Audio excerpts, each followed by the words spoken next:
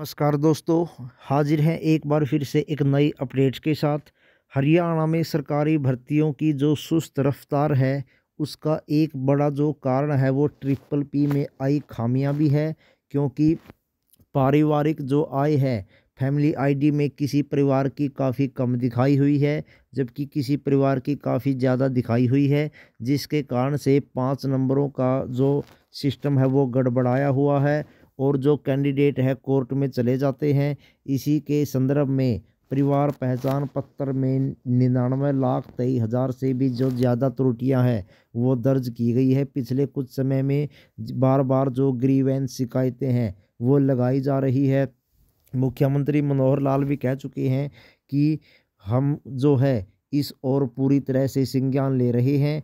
और जो हरियाणा में ग्रुप सी और डी की भर्तियों में सामाजिक आर्थिक मानदंड के अंक देने का प्रावधान है, उसके लिए भी आय 1,80,000 से कम होना ज़रूरी है। लेकिन मुख्यमंत्री मनोहर लाल ने जो जानकारी दी है, उसमें सबसे ज़्यादा जो शिकायतें हैं पारिवारिक आय ठीक कराने से संबंधित थी। अब ये कहा जा रहा है, जब ट्रिपल पी में पारिवारिक आय ही सही नहीं है और इस आधार पर अगर नौकरियां मिल रही है, तो नौकरियों से वंचित हो रहे कैंडिडेट जो है उनके बारे में ये कहा जा सकता है कि जब तक ट्रिपल पी में इनकम ही सही नहीं होगी, तब तक एक प्रकार से मेरिट के आधार पर जो नौकरी की कल्पना है वो नहीं की जा सकती।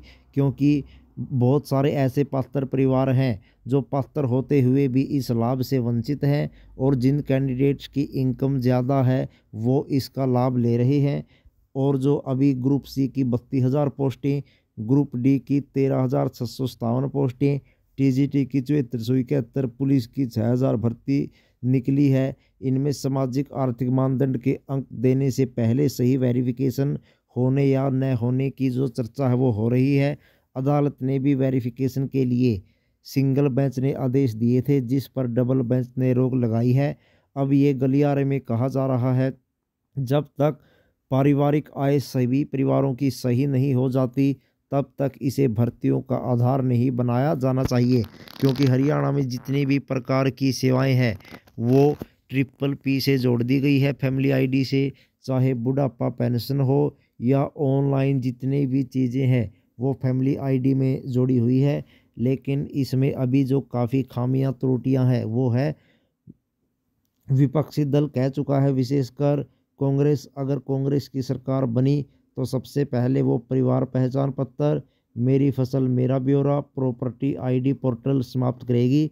विधानसभा में जेजेपी विधायक रामकरण काला ने सवाल पूछा था, क्या ट्रिपल पी में गलतियों को सुधारने और विसंगतियों को दूर करने का कोई प्रस्ताव सरकार के पास है?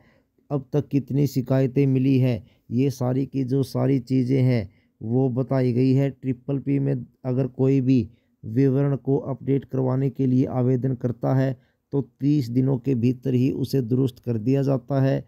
इसी प्रकार सीएम ने बताया था, पिछले 2 साल में 22 प्रकार की कैटेगरी ठीक कराने के लिए करेक्शन मॉड्यूल के जरिए 84,34,961 शिकायतें मिली थी। इनमें से ज़्यादातर ठीक हो चुकी है।